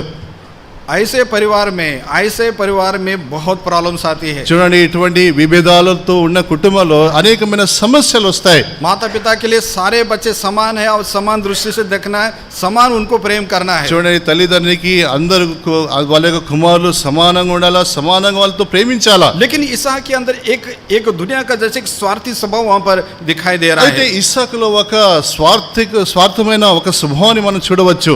क्योंकि एसाव जो उसके लिए आहेर का जो मांस लाया करता था वो शिकारी था और वो शिकार का मांस वो खाया करता था, इसलिए वो उसको प्रेम करता था. చూడండి ఇస్సాకు ఏసావుని ఎక్కువ ప్రేమించాడు. ఎందుకంటే ఈ యొక్క ఏసావు వేటవాడు గనుక పోయి జింక మాంసం తెచ్చి తన తండ్రికి పెట్టేవాడు. और रिबका हो सकता है अपने बेटे को इसलिए प्रेम करते क्योंकि बाप उसको प्रेम नहीं करता है. हो सकता है कि याकूब अपनी माँ के काम में थोड़ा मदद करता होगा और इसलिए वो उसको प्रेम करती है. చూడండి ఈ రిబ్కా యాకోబుని ఎక్కువ ప్రేమిస్తుంది. ఎందుకంటే ఇటు కావచ్చు, ఎందుకంటే ఇస్సాకు కుమారుని యాకోబుని ప్రేమించడం లేదు, లేకుంటే యాకోబు తన తల్లికి అంటే రిబ్కా కొంచెం తన యొక్క పనులలో సాయం చేసేవాడేమో. हम देखते हैं कि ये परिवार की बात हम देखें तो वचन में पढ़ते हैं कि इसहाक की शादी होने के बाद कई साल तक उनको बच्चे नहीं हुए थे. మనము ఇక్కడ వాళ్ళ యొక్క వివాహం జరిగిన తర్వాత ఇస్సాకు చాలా కాలం వరకు వాళ్ళకు సంతానం లేదు. और हम पढ़ते हैं इसी में 25 अध्याय की 21 वचन में इसहाक की पत्नी बांझ थी और उसने उसके निमित्त यहोवा से प्रार्थना की और परमेश्वर ने उसकी प्रार्थना को सुना है. మనం చూస్తున్నాము అక్కడ ఇస్సాకు యొక్క భార్య గుడ్డాలుగా ఉన్నది. ఆయన ప్రార్థన చేసినప్పుడు దేవుడు తనకి ఆ యొక్క గర్భఫలాన్ని దయచేస్తాడు. और इसी में 26 वचन में पढ़ते हैं कि जब इसहाक 60 वर्ष का हुआ तब ये जुड़वा बच्चे पैदा हुए. చూడండి 26వ వచనంలో మనం చదువుకుండా ఎప్పుడైతే ఇస్సాకు 60 సంవత్సరాలు అయిందో అప్పుడు ఈ అమడు పుల్లలు పుట్టడం మనం చూస్తున్నాం. मतलब इतना प्रार्थना के साथ ये संतान पैदा हुई तो दोनों संतान वो परमेश्वर की दी हुई संतान है, लेकिन यहाँ पर भेदभाव किया जा रहा है. చూడండి ఇటువంటి ప్రార్థన పూర్వకంగా కలిగిన యొక్క సంతానము మనం చూస్తున్నాము, అది యెహోవా కలిగిన గర్భఫలం కనుక. అయితే ఇటువంటి యొక్క కుటుంబంలో మనం చూస్తున్నాం విభేదాలు వచ్చినట్టు చూస్తున్నాం. और हम देखते कि किस तरह से दोनों बेटों के अंदर जो है ना वहाँ पर प्रॉब्लम पैदा हो गई है. ఈ రీతిగా వాళ్ళ యొక్క ఇద్దరు అన్నదమ్ముల మధ్యలో ఏదిగా విభేదాలు జరుగుతొచ్చినాయి. अब आगे चलकर एक बात और पढ़ते हैं. చూడండి ముందుకు వెళ్ళి ఇంకొక మాట చదువుకుంటున్నాం. क्यों ये फैमिली लाइफ में इनका जो पारिवारिक जीवन आदर्श का नहीं रहा है। ఎందుకు వీళ్ళ యొక్క కుటుంబము మాదిరిగా లేకపోయింది అది మన విషయం చూస్తున్నాం. दूसरी बात हम देखते हैं कि एसाव के बारे में हम पढ़ते हैं कि 32 वचन में एसाव ने कहा, देख मैं अभी मरने पर हूँ, सो पहलेटियों का अधिकार से मेरा क्या लाभ होगा। मतलब वो अपने बेटे को ये नहीं समझा सके कि बेटा तुम पहलटा हो, मतलब तुम्हारा कितना बड़ा अधिकार है, చూడండి परमेश्वर की दृष्टि में कितना बड़ा तुम्हारा महत्व है। చూడండి ఇప్పుడు నేను మరణానికి సిద్ధంగా ఉన్నాను, అటువంటి సమయంలో ఈ జ్యేష్ఠత్వము నేను ఉంచుకొని నాకు ఏమి లాభము. అయితే ఇక్కడ తన తండ్రిగా ఇస్సాకు తన యొక్క కుమారుని ఈ దాని యొక్క విలువ దాని యొక్క విశేషత అది చెప్పలేకపోయినాడు. बचपन से ही इस बच्चे को नहीं सिखा पाए वो। చిన్నప్పటి నుంచి అది నేర్పించలేకపోయినాడు. ये एसाव या एकाब इनको आत्मिक बातें नहीं सिखा सके ये लोग। చూడండి ఏసావుకి వాళ్ళకి ఆత్మీయ విషయాలు చిన్నప్పటి నుంచి నేర్పించలేకపోయినారు. और इसलिए ये लोग, ये एसाव है वो हमेशा शिकारी के लिए बाहर जाता है, वो घर में रहता ही नहीं है वो। అందుకని ఈ ఏసావు ఎప్పుడు వేటాడని బయటికి వెళ్తాడు, ఇంట్లో ఎప్పుడు ఉన్నాడు. उस समय जब ये लड़के पैदा हुए थे 15 साल तक अब्राहम भी जिंदा था। చూడండి వీళ్ళు పుట్టిన తర్వాత 15 సంవత్సరాల వరకు కూడా అబ్రహాము సజీవంగానే ఉన్నాడు. लेकिन ये लड़का मतलब वहां पर घर में बैठकर परमेश्वर की बातें वो नहीं सीख सका हो। చూడండి ఈ కుమారుడు ఆ యొక్క ఇంట్లో ఉండి దైవికమైన మాటలు నేర్చుకోలేకపోయినాడు. और ये इसहाक स्वार्थवश केवल मतलब शिकार का मटन खाने के लिए अपने बेटे को हमेशा बाहर भेजता है। చూడండి ఇస్సాకు ఎంత స్వార్థపూర్ణుడైనాడంటే ఆ యొక్క మాంసం తినడానికి ఎప్పుడు తన కుమారుని ఇంటి నుంచి బయటికి పంపేవాడు. मतलब ये दुनिया की बातों पर उसने महत्व दिया, लेकिन उसके आत्मिक जीवन पर महत्व दिया। లోకంలో ఉండే మాటలకు ఎక్కువ విలువ ఇచ్చినాడు కానీ ఆత్మ మాటలకు ఆ యొక్క విలువ ఇవ్వలేకపోయినాడు. बहुत बार जो पारिवारिक जीवन में विश्वासी लोग क्यों फेल हो जाते हैं, उसका कारण ये है कि बच्चों को दुनिया में उनकी इच्छा पर छोड़ देते हैं। చూడండి చాలా యొక్క కుటుంబ జీవితంలో వాళ్ళ యొక్క కుటుంబం నాశనం అయ్యే కారణం ఏంటంటే చాలా తల్లిదండ్రులు వాళ్ళ యొక్క కుమారుల్ని ఈ లోకానికి వాళ్ళ ఇష్టాలకి అప్పచెప్తారు. मतलब ये है कि उनको संडे स्कूल में लाना या प्रभु के चरणों में उनको बिठाना, पारिवारिक प्रार्थनाएं बिठाना, उसको करते नहीं या उसको महत्व नहीं देते। దాని అర్థం ఏంటంటే వాళ్ళు ఎప్పుడు కూడా వాళ్ళ పిల్లల్ని సండే స్కూల్కు తేటము, ప్రభు పాదాల చెంత కూర్చోబెట్టము, ప్రార్థనలు కూర్చోబెట్టము, కుటుంబ ప్రార్థనలు కూర్చోబెట్టడం, ఇటువంటి విషయాలు వాళ్ళు చేయరు. और इसलिए ये लड़का एसाव इस बात को नहीं समझ सका कि मैं पहलटा हूं तो परमेश्वर की दृष्टि में मैं कितना इंपॉर्टेंट हूं। చూడండి ఏసావు ఈ యొక్క విషయాన్ని అర్థం చేసుకున్నాను, నేను దేవుని దృష్టిలో జ్యేష్ఠ కుమారుడిని, ఈ యొక్క దాని యొక్క విలువ ఏంటో ఈ యొక్క విషయాన్ని ఆయన గుర్తెరగలేకపోయినాడు. मतलब यदि माँ बाप नहीं समझेंगे तो बच्चे कहां से समझेंगे। ఈ యొక్క తల్లిదండ్రులకి ఏదో విషయం అర్థం కాలే, మరి వారి కుమారులకు ఎట్లా చెప్తారు వాళ్ళు? प्रभु यीशु मसीह ने कहा कि बालकों को, बच्चों को मेरे पास आने दो। ఆ ప్రభువైన యేసుక్రీస్తు వారు అన్నారు, ఈ యొక్క చిన్న పిల్లలు నా దగ్గరకు రానియండి. मतलब बच्चे खुद होकर प्रभु के पास नहीं आते हैं। అంటే దాని అర్థం ఏంటంటే చిన్న పిల్లలు వాళ్ళంతకు వాళ్ళే ప్రభు దగ్గరికి రారు, माँ बाप खुद लेकर आना पड़ता है। తల్లిదండ్రులు వాళ్ళ యొక్క చిన్న పిల్లల్ని తీసుకొని రావాలి. यहाँ पर एसाव को ये माँ बाप नहीं समझा सके, बेटा तुम पहलौटे हो, परमेश्वर की दृष्टि में तुम्हारा महत्व कितना बड़ा है। ఇక్కడ వాళ్ళ తల్లిదండ్రి ఆ యొక్క ఏసావుకి ఈ విషయాన్ని వాళ్ళు నేర్పలేకపోయినారు. నువ్వు జ్యేష్ఠ కుమారుడు, నువ్వు జ్యేష్ఠత్వం ఎంత విలువ కలిగింది ఈ విషయాన్ని వాళ్ళు నేర్పలేకపోయినారు. और इसलिए वो कहता है कि ज्येष्ठ होने से मुझे क्या फायदा है। అందుకని ఆయన అంటున్నాడు, జ్యేష్ఠుడు అవుట నాకేం లాభం. और इसलिए लिखा है कि एसाव ने एक भोजन के बदले में अपने पहलौटे का अधिकार को तुच्छ जान लिया। చూడండి ఒక్క పూట అన్నం కోసము ఆయన యొక్క జ్యేష్ఠత్వాన్ని అమ్ముకున్నట్లు మనం చూస్తున్నాం. बड़ी विचित्र बात यहाँ पर पाई जाती है। చాలా వింతైన విషయం మనం ఇక్కడ చూస్తున్నాం. एसाव जो बाहर से शिकार करके आता है, చూడండి బయట వేటాడి ఆయన వచ్చినప్పుడు, एसाव शिकार करके बाहर से आता है, ఏసావు బయట నుంచి వేటాడి వచ్చినప్పుడు और याकूब वहाँ पर कुछ खाना पका रहा है, అక్కడ యాకోబు ఏదో వండుతున్నాడు. और उसको देखकर एसाव बोलते मुझे वो खाना दे दो। అది చూసి ఏసావు అంటున్నాడు, దాని నుంచి నాకు తిననేమో. और फिर याकूब बोलता है कि अपने पहलौटे का अधिकार मुझको दे दो, मैं तुमको इसको देता हूँ। అప్పుడు ఈ యాకోబు ఈ విషయం అంటున్నాడు, నీ జ్యేష్ఠత్వ హక్కు నాకు ఇచ్చేస్తే అప్పుడు నీకు తినడానికి ఇస్తాను. ये नेचर भाइयों में कहाँ से पैदा हुआ? చూడండి ఇటువంటి స్వభావము ఈ యొక్క పిల్లలలో ఎక్కడి నుంచి వచ్చింది? ये बेचने का विचार कहाँ से आया? ఈ అమ్మటం అనే విషయం ఎక్కడి నుంచి వచ్చింది? अरे तुम भाई हो, మీరు ఇద్దరు అన్నదమ్ములు, तुम खाना दे दो, बोल तुम खाना भाई, तुमको खाना चाहिए, तुमको भूख लगे तो ये खाना ले लो। నీ అన్న నీ కాడ భోజనం అడిగినప్పుడు వాడికి ఆకలి అయినప్పుడు నువ్వు అన్నం పెట్టు. అమ్మే విషయం విషయం ఎక్కడి నుంచి వచ్చింది? मतलब ये भाई भाइयों में उन्होंने ऐसा कर दिया है कि भाई भाई आपस में एक रिश्ता भी नहीं समझ पा रहे। చూడండి వాళ్ళ అన్నదమ్ములు ఏ మాదిరిగా విభేదాలు వచ్చినాయంటే వాళ్ళ అన్నదమ్ములు అనే ఆ యొక్క సంబంధం అనే విలువ కూడా వాళ్ళు గుర్తెరగలేకపోయినారు. मतलब प्रेम के संबंध भी वहां पर नहीं है। అక్కడ ప్రేమ సంబంధం వాళ్ళు కలిగి లేకపోయినారు. एक छोटी चीज देने के लिए भी वो करे कि नहीं मैं नहीं देता, वो मेरी चीज है। ఒక చిన్న విషయము ఏమంటే కూడా ఇది నేను చేయలేను అంటున్నాడు. और यहाँ पर हम देखते हैं कि याकूब अपना भोजन देने के लिए तैयार नहीं है और उसके बदले में उससे वो कीमत मांग रहा है। చూడండి ఒక్క పూట అన్నం కూడా ఇయటానికి యాకోబు ఇష్టపడటం లేదు, దాని బదులుగా ఏదో నాకు ఇవ్వాలని ఆయన కోరుకుంటున్నాడు. मतलब चाहिए तो ये था कि एसाव को भूख लगे तो यदि वो ऐसा बोलता भी तो माँ बोलने चाहिए थे कि बेटा वो भूखा है उसको दे दो ना खाना। ఒకవేళ అటువంటి విషయం చూసినప్పుడు ఆ తల్లి గారు ఆయన వాడు ఆకలితున్నాడు ఒక పూట అన్నం ఇచ్చేసి అని చెప్పాల్సి ఉంది. माँ के पास भी अपना खुद का खाना वो ना होगा, वो भी दे सकती थी वो। అమ్మగారు తల్లి కాడు కూడా తన యొక్క భోజనం ఉండవచ్చు, అది కూడా ఇవ్వచ్చు. लेकिन वहां पर वो फैमिली एक ऐसा बन गया है, हर एक का अपना अपना है सब कुछ।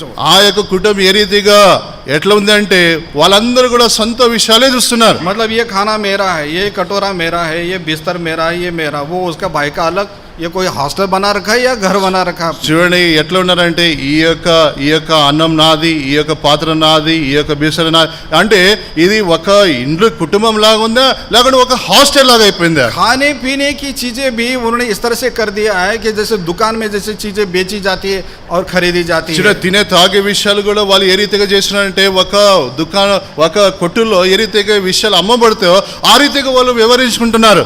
और इस तरह से हम देखते हैं कि एसाव ने अपने पलेटों के अधिकार को उसने बेच ఈ दिया। రీతిగా తన జ్యేష్ఠత్వ యొక్క హక్కాన్ని ఇక్కడ మన ఏసావు అమ్మినట్టు మనం చూస్తున్నాం. बहुत सारे माता पिता अपने बच्चों को बहुत अच्छी चीजें सिखाते हैं। చూడండి చాలా పర్యాయంలో తల్లిదండ్రులు తన యొక్క కుమారుడికి మంచి విషయాలు నేర్పిస్తారు. जब कोई चॉकलेट भी लाए చిన్న చాక్లెట్ కూడా తెచ్చితే तो एक बेटे को बुलाते हैं ఒక కుమారుడిని పిలుస్తారు, और उसको चॉकलेट उसके हाथ में देते हैं అయితే తన చేతిలో చాక్లెట్ పెడతారు. और बोलते हैं बेटा एक तुम्हारे लिए, एक तुम्हारे भाई के लिए, उनको जाकर देना। ఇది రెండు ఒకటి నీ కోసము ఒకటి నీ సోదరు కోసము నువ్వు వెళ్ళి తనకి ఇచ్చేసే. वो चाहे तो दोनों को बुलाकर भी दे सकता था, ఆ సమయంలో ఇద్దరిని కూడా పిలిచి అది ఇవ్వచ్చు. लेकिन एक के हाथ में क्यों दे रहा है? ఎందుకు చాక్లెట్ ఇద్దరికి ఒకే చేతిలో పెడుతున్నాడు? एक की एक ఒకరి చేతిలో రెండు చాక్లెట్ ఎందుకు ताकि పెడుతున్నాడు? वो अपने भाई को देना सिखाए, मेरे पास है लेकिन मेरे पिता ने दिया तो भी तुम्हारे लिए, तुम भी ले लो। ఎందుకంటే ఇవ్వటం అనేది నేర్పిస్తున్నాడు తన కుమారుడికి. అంటే నా తండ్రి కాడ రెండునే కానీ నువ్వు అది పోయి ఇవ్వాలని. मतलब ऐसा नहीं होना चाहिए कि ये मेरा है मैं तुमको नहीं देता हूँ। అది ఈ రీతిగా కాకూడదు, ఇది నాది నేను ఇవ్వను. और यहाँ पर इस तरह का जो भाइयों में जो प्रेम और मोहब्बत, ये माता पिता बिल्कुल फेल हो गए। చూడండి ఇటువంటి ప్రేమ విషయంలో నేర్పించే విషయంలో వాళ్ళిద్దరు వాళ్ళ తల్లిదండ్రులు వాళ్ళు ఫెయిల్ అయిపోయినారు. तो इस तरह से हम देखते हैं कि यहाँ पर प्रेम में डिवीजन पैदा हो गया। చూడండి ఇక్కడ వాళ్ళ యొక్క ప్రేమలో విభేదాలు వచ్చినట్టు మనం చూస్తున్నాము. बाइबल बताती जिस घर में फूट होती है वो उजड़ जाता है, वो नाश हो जाता है। చూడండి ఏకైతే ఇంట్లో అది విభేదాలు వస్తుంది అది నాశనం అవుతుంది అని వాక్యం और రాయబడింది. इसलिए यहाँ पर इस तरह का भेद पाया जाता है। అందుకనే ఇటువంటి భేదాలు ఇక్కడ మనం చూస్తున్నాము. और ये एसाव को मतलब अपने बच्चों को आत्मिक बातें वो नहीं सिखा पाए हैं। చూడండి ఇటువంటి ఆత్మీయ విషయాలు తల్లిదండ్రిగా వాళ్ళు తన పిల్లలకు నేర్పించలేకపోయినారు. हमेशा लड़कियों को बाहर भेजते हैं वो, ఎప్పుడూ తన కుమారులు బయటికి పంపుతున్నారు. आज भी ऐसा ही होता है। ఈ రోజుల్లో కూడా ఇట్లా జరుగుతుంది. वो बच्चे हमेशा स्कूल में रहते हैं, आने के बाद ट्यूशन चले जाते हैं और उसके बाद फिर खेलने के लिए बाहर चले जाते हैं वो। చూడండి ఎట్లా ఉంటుందండి ఈ రోజులలో కూడా వాళ్ళు ఎప్పుడు స్కూల్లో ఉంటారు, వచ్చిన తర్వాత ట్యూషన్ వెళ్తారు, దాని తర్వాత ఆటలు వెనపడతారు. ఈ రీతిగా ఇంట్లో ఉండనే ఉంటారు, బయటనే ఉంటారు. और संडे के दिन भी कुछ क्लासेस वो लोग उनको बाहर भेज देते हैं। ఆదివారం కూడా ఏదో క్లాస్ అని చెప్పి బయట పంపించేస్తారు. और वो कैसे समझेगा मैं पहलट हूँ बोल के, कैसे समझेगा? प्रभु के चरणों में लाए तो ही समझेगा ना वो। ఎట్లా వాళ్ళకి నేను జ్యేష్ఠుడని ఈ యొక్క విషయం అర్థమవుతుంది? ఎప్పుడైతే ప్రభు పాదాల చెంత వాళ్ళు తీసుకుని వస్తామో అప్పుడే కదా వాళ్ళు అర్థం చేసుకునేది. मतलब यहाँ पर एक स्पिरिचुअल बातों को सिखाने के लिए ये माता पिता सफल नहीं हुए। చూడండి ఇక్కడ ఆత్మీయ విషయాలు నేర్పే విషయంలో వాళ్ళు తప్పిపోయినారు. तीसरी बात हम देखते हैं फेल होने के लिए, మూడో విషయం వాళ్ళు తప్పిపోవడానికి కారణం ఏంది? उनका बेटा एसाव अन्य जाति से विवाह करता है। తన యొక్క కుమారుడు ఏసావు అన్య స్త్రీతో వివాహం చేసుకుంటున్నాడు. जेनेसिस चैप्टर 26 में वर्स 34 में पढ़ते हैं, ఆదికాండం 26 34, 35। ఆదికాండం 26, 34, 35లో చదువుకున్నాను. जब एसाव 40 वर्ष का हुआ तब उसने हित्ती बेरी की बेटी यहूदीत और हित्ती एलोन की बेटी बाशमत को ब्याह लिया और इन स्त्रियों के कारण इसहाक और रिबका के मन को खेद हुआ। ఇక్కడ మనం చూస్తున్నాము ఆదికాండం 26వ అధ్యాయము 35, 34, 35 వచనాల్లో అక్కడ ఇస్సాకు అన్యరాలతో వివాహం చేసినట్లు మనం చూస్తున్నాం. मतलब यहाँ पर हम देखते हैं कि ये आदर्श का परिवार क्यों नहीं है, क्योंकि घर के बच्चे जो लो मैरिज कर रहे हैं। చూడండి ఈ రోజుగా ఎందుకు ఇది మాదిరికరమైన కుటుంబం లేదు, ఎందుకంటే ఇక్కడ తన కుమారులు వాళ్ళు ప్రేమ వివాహం చేసుకుంటున్నారు. अब यहाँ पर इस विवाह के लिए हम एसाव को भी जिम्मेदार ठहरा सकते हैं और इसहाक को भी जिम्मेदारी लेनी पड़ती है। ఇక్కడ విషయంలో ఏసావుని కూడా మనము ఆయన తప్పిపోయినట్టు మనం చూస్తాము, లేకుంటే అదే సమయంలో ఇస్సాకు కూడా ఈ విషయంలో తన బాధ్యతని కోల్పోయినట్టు మనం लिखा చూస్తున్నాం. है कि 40 वर्ष का होकर इस लड़के ने एक कदम उठाया। చూడండి 40 సంవత్సరాల నుండి ఇటువంటి ఆయన అడుగుని వేసినాడు. जब इसहाक का जब विवाह हुआ था तो वो खुद 40 वर्ष का था, చూడండి ఇస్సాకు యొక్క వివాహం జరిగినప్పుడు తన వయస్సు కూడా 40 సంవత్సరాలు ఉన్నది. जबकि वो ऑलरेडी वो लेट विवाह है वो। అది అప్పటికే ఆలస్యమైన వివాహం అది. लेकिन तुम्हारे पिता ने मतलब इसहाक के पिता ने इब्राहिम ने मतलब अपने बेटे के लिए चिंता कर करके उसके लिए विवाह का प्रबंध किया। చూడండి తన యొక్క తండ్రి గారు అబ్రహాము తన కుమారుడు ఇస్సాకు విషయంలో ఆలోచన చేసి ఆయన ఎంతో భారం కలిగి ఆయనకు వివాహం చేసేసినాడు. लेकिन यहाँ पर इसहाक अपने बच्चों के लिए कुछ भी नहीं कर रहे वो लोग। అయితే ఇక్కడ ఇస్సాకు తన కుమారుల విషయంలో ఏమి కూడా చేయటం లే. मतलब ये है कि बच्चों के लिए मतलब उनके फ्यूचर के लेकर बिल्कुल निश्चिंत है वो। వాళ్ళ భవిష్యత్తు విషయంలో వాళ్ళ యొక్క వివాహ విషయంలో ఈ యొక్క తల్లిదండ్రికి ఏం ఆలోచన లేదు. क्यों ऐसा रहता हो? ఎందుకు అట్లా ఉంటారండి? बहुत सारे लोगों के साथ इससे प्रॉब्लम रहती है। చాలా మందితో ఇదే సమస్య. मतलब क्या रहता कि हम इतने आत्मिक लोग हैं, रिबका भी आत्मिक है, इसहाक भी वो आत्मिक है, बहुत धनी लोग है, कोई भी आता प्रपोजल हमारे घर में। చూడండి మేము ఇస్సాకు ఎంత ఆత్మీయుడు, మేము రిబ్కా ఎంత ఆత్మీయురాలు, ఎంత ఆత్మీయ కుటుంబం, బాగా డబ్బు బాగా సంపద ఉంది, ఎవరు కూడా మాకు సంబంధం మాకు కలిగి వస్తుంది. और हमारे बच्चे बहुत स्मार्ट है वो। దాంట్లో మా పిల్లలు అందరు అందగత్తెలు. और खुद होकर कोई प्रपोजल आया बोल के इंतजार करते रहे 40 साल की उम्र हुई, कोई आया ही नहीं। ఎదురు నుంచే మాకు వివాహం సంబంధం కలిగి వస్తుందని వాళ్ళు ఎదురు చూసి ఇంకా ఇప్పటికే 40 సంవత్సరాలు అయిపోయింది. 40 साल की उम्र हो गई, शादी के कुछ नाम नहीं उस परिवार में। 40 సంవత్సరాలు దాటిపోయినాయి, ఇంకా కూడా ఆ యొక్క వివాహ అనే ఆ యొక్క ఏం మాటలు లేవు. विवाह ईसा अन्य जाति से विवाह कर रहा है, कौन है उसके लिए जिम्मेदार? చూడండి అన్న రాళ్ళతో ఆయన వివాహం చేసుకున్న దానికి ఎవరి బాధ్యత? क्यों रिबका ने नहीं क्यों नहीं सोचा, इसहाक ने क्यों नहीं सोचा उनके लिए? ఎందుకు రిబ్కా ఎందుకు ఇస్సాకు వీళ్ళ విషయంలో ఆలోచన చేయలేదు? मतलब ये है कि कोई भी खुद आएंगे और आएंगे तो भी ये पसंद नहीं है, वो पसंद नहीं है, ये कमी है, वो कमी है, ऐसा बोल के उसको रिजेक्ट कर देते हैं। చూడండి ఎదురు నుంచి కూడా సంబంధం వచ్చినప్పుడు అది లేదు ఇది లేదు ఇది తక్కువ ఉంది అది తక్కువ ఉంది అని వాళ్ళే దాన్ని నిరాకరిస్తారు. मतलब ये है कि बाहर से वो ब्यूटी में ठीक नहीं है, उसके पढ़ाई में ठीक नहीं है, उसका उम्र ठीक नहीं है, कुछ ना कुछ उसको कमी निकाल को रिजेक्ट कर देते हैं। ఆయనకి అంత కలర్ లేదు, దానికి మంచి చదువు లేదు, లేకుంటే దానికి మంచి లేకుంటే డబ్బు లేదు, ఏదో ఒకటి కొదువు తీసి దాన్ని రిజెక్ట్ చేస్తారు. मतलब लड़की वाले भी ऐसे करते हैं, लड़के वाले भी ऐसे करते हैं। పెళ్లి కుమార్తె పక్షాన అట్ట చేస్తారు, పెళ్లి కుమార్తె పక్షాన కూడా ఇట్లా చేస్తారు. अब उम्र होते होते 40 साल का हो गया बेटा, वो ఇంకా दोनों बेटे। ఇటువంటి విషయాలు చేసి ఇప్పుడు 40 సంవత్సరాలకి దాటిపోతున్నారు. मतलब ये जो कुछ ऐसे बहुत धर्मी दिखने वाले विश्वासी लोग रहते हैं ना, उनके साथ ये बहुत बड़ी प्रॉब्लम रहती है। చాలా ఆత్మీయంగా తను తాను కనపరుచుకునే తల్లిదండ్రులు ఉంటారు కదా, వాళ్ళతో చాలా పెద్ద సమస్య ఉంది. और ये ऐसा नहीं इंतजार कर करके उसने देखा मेरे माँ बाप तो मुझके लिए सोच नहीं रहे कुछ ही, वो जाकर आने जाते से विवाह कर लिया उसने। ఇంకా ఈ ఇస్సా విషయాలు చూసి నా తల్లిదండ్రులు నా విషయాలు ఏం ఆలోచన చేయటంలే, ఇంకా ఆయన చూసినాడు పోయి అన్నురాలతో వివాహం చేసుకున్నాడు. बच्चों को ना केवल पढ़ाई देने की जरूरत है, ना केवल उनके उद्धार के लिए चिंता करने की जरूरत है, बल्कि माता पिता का फर्ज है कि सही समय पर उनका विवाह करें। తల్లిదండ్రిగా వాళ్ళ యొక్క రక్షణ విషయంలో, అంతేకాకుండా వాళ్ళ యొక్క చదువు విషయంలో, అంతేకాకుండా చాలా ప్రాముఖ్యంగా వాళ్ళ యొక్క వివాహ విషయంలో కూడా అంత చింత కలిగిన వారు ఉండాలి. हम सेवा करने वाले लोग हैं, हम देखते हैं कि जिन बच्चों को हमने छोटेपन में उनका डेडिकेशन किया, उद्धार पाने के बाद उनको बपतिस्मा दिया, लेकिन जब विवाह का टाइम आया तो वो बच्चे दुनिया में चले गए। చూడండి చాలా సేవకులుగా మేము చూస్తూ వచ్చినాము, ఏ పిల్లలనైతే మేము చిన్నప్పుడు డెడికేషన్ చేసినాము, దాని తర్వాత వాళ్ళని उद्धार पाने के बाद बपतिस्मा ఆ, दिया। రక్షణ పొందిన తర్వాత బాప్తిస్మా ఇచ్చడం కూడా మేము చూస్తున్నాము. కానీ వివాహ విషయం వచ్చలేకే వాళ్ళు చేయి దాటిపోయినారు. गलत रास्ते में चले गए, गलत चुनाव कर लिए वो लोग, गलत रास्ते में चले गए, गलत चुनाव कर लिए। వాళ్ళు తప్పు మార్గంలో వెళ్ళిపోయి తప్పు ఏర్పాట్లు చేసుకున్నారు. जबकि वो बच्चे यदि इनको विवाह उनका अच्छा होता तो मंडली के लिए काम आ सकते थे, उनका खुद का जीवन भी सुखी हो सकता था। చూడండి, అటువంటి ఘనమైన వివాహాలు జరిగి ఉంటే వాళ్ళు సంఘానికి ఎంతో ఉపయోగకరంగా ఉండవు. అదే రీతిగా వాళ్ళ యొక్క వివాహ జీవితం వల్ల వాళ్ళు ఎంతో క్షేమంగా వాళ్ళు ఉండవు. लेकिन यहाँ पर हम देखते हैं कि 40 साल की उम्र तक ये लड़का इंतजार करके आने जाते से विवाह कर लेता చూడండి, है। 40 సంవత్సరాల దాకా ఈ యొక్క ఇసాకు ఆయన ఎదురు చూసి చివరిగా అన్యురాలతో వివాహం చేసుకుంటాము. और लिखा है कि इसहाक और रिबका को बहुत दुख हुआ इस बात के लिए। చూడండి, ఈ విషయాన్ని చూసి ఇస్సాకు రిబ్కాకు ఎంతో బాధ కలిగింది.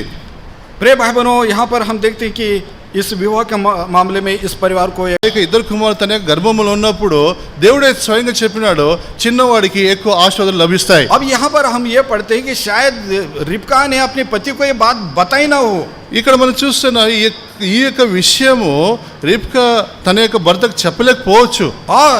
और इसलिए इसहाक जो है वो बड़े बेटे को आशीष दे रहा है। అందుకనే ఇస్సాకు తన జ్యేష్ఠ కుమారుడు పెద్ద కుమారుడు ఇస్సాకు ఆశీర్వాదాలు నేను కోరుకుంటున్నాడు. मतलब ये है कि जो भी आपके दिल में है, जब तक आप अपने पति के साथ या पत्नी के साथ शेयर नहीं करोगे तो वहाँ पर इस तरह का कन्फ्यूजन पैदा होता है। చూడండి, మీ యొక్క మనసులో ఉండే ఆలోచనలు కానీ తలంపులు కానీ మీ యొక్క భర్తతో లేకుంటే భార్యతో మీరు ఎప్పటివరకు పంచుకోరో అటు పంచుకోని పక్షాన ఇటువంటి గందరగోళమైన స్థితి అక్కడ ఏర్పడవుతుంది. और हम देखते हैं कि वहाँ पर किस तरह से रिबका ने एक छल कपट करके खुद वो खाना पका करके अपने बेटे के द्वारा से, याकूब के द्वारा से अपने पति को खाना खिला देती है। చూడండి, ఏ రీతిగా అక్కడ రిబ్కా ఆ యొక్క మోసం చేసి ఏ రీతిగా తానే ఆ యొక్క వంటను వండి తన కుమారుని ఆ యొక్క తన కాడ పంపి ఆ యొక్క ఆశీర్వాదాలు పొందాలని ఇవన్నీ కూడా డ్రామా అక్కడ చేసినట్టు చూస్తున్నాం. और वचन में पढ़ते हैं कि इसहाक अपने बेटे को याकूब को नहीं पहचान पाया और उसको वो आशीर्वाद देता है। చూడండి, అక్కడ మనం చూస్తున్నాము ఇస్సాకు తన కుమారుడు యాకోబుని గుర్తెరగలేకపోయినా కనుక అన్ని కూడా ఆశీర్వాదాలు యాకోబుకి ఇచ్చినట్టు మనం చూస్తున్నాం. लेकिन सचमुच में वहाँ पर एक आशीर्वाद मिला क्या? చూడండి, నిజంగా ఒక ఆశీర్వాదం అక్కడ ఏం దొరికింది? मिला क्या वहाँ पर? నిజంగా దొరికిందా ఆశీర్వాదము? वहाँ पर बहुत बड़ी समस्या पैदा हो गई। అక్కడ పెద్ద సమస్య ఆడొచ్చింది. और दो भाई जो अब तक थोड़ी दूरी बनाए रखते थे, लेकिन बाद में ये दोनों भाई आपस में दुश्मन बन गए। చూడండి, ఇప్పటి వరకు అన్నదమ్ములు కొంచెము వారు దూరంగా ఉన్నారు, కానీ ఇప్పుడు పక్క వాళ్ళిద్దరు ఒకరికి ఒకరు శత్రులుగా మారిపోయినారు. क्योंकि हम वचन में पढ़ते 27 अध्याय में एसाव ने अपने लिखा है वर्स 41 में, एसाव ने तो याकूब से अपने पिता के दिए हुए आशीर्वाद के कारण बैर रखा और उसने सोचा कि मेरे पिता का अंतकाल निकट है, फिर मैं अपने भाई को घात करूंगा। చూడండి, మనము అక్కడ 41 వచనాలు చదువుకుంటాం. ఏంటంటే యాకోబు ఏసావు తన కుమారుడు యాకోబుకి అన్ని ఆశలు ఇచ్చినాడు, అందుకే ఈ యొక్క విషయం చూసి తన మనసులో వైరం పెట్టుకున్నాడని విషయాన్ని మనం చదువుకుంటున్నాం. मतलब ये है कि एसाव अपने भाई से दुश्मनी रखने लगा। वो దాని అర్థం ఏంటంటే ఆ యొక్క ఏసావు తన సహోదరుడు యాకోబుతో శత్రుత్వము కలిగి ఉన్నాడు. कौन है जिम्मेदार उसके लिए? చూడండి, దానికి బాధ్యత ఎవరిది? दोनों सगे भाई, दोनों जुड़ा भाई एक दूसरे के दुश्मन बन गए। వారిద్దరు అమ్మడి పిల్లలు, ఒకే గర్భం నుంచి పుట్టినవారు అన్నదమ్ములు, ఎందుకు వాళ్ళు ద్వేషించే కారణము, శత్రువులుగా మార్చిపోవడానికి కారణం ఏంటి? एक ही परिवार में रहते, आपस में बात नहीं करते। ఒకే కుటుంబంలో ఉండి ఒకరితో ఒకరు మాట్లాడరు. और एसाव के अंदर ये है कि मैं अब इसको जान लेकर ही रहूंगा मैं। ఇప్పుడు ఏసావులో ఎటువంటి ద్వేషం వచ్చిందంటే వాడిని నేను చంపేస్తాను.